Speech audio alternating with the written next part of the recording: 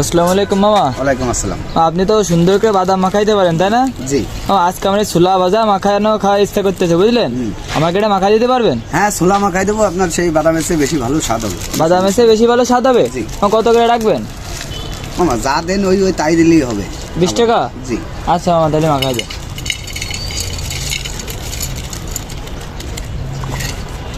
কি কি দেবেন এর মধ্যে? মামা এর মধ্যে সেই বাদামের সব ধরনের মশলাটাই থাকবে, বুঝছেন? স্বাদ হবে তো? জি।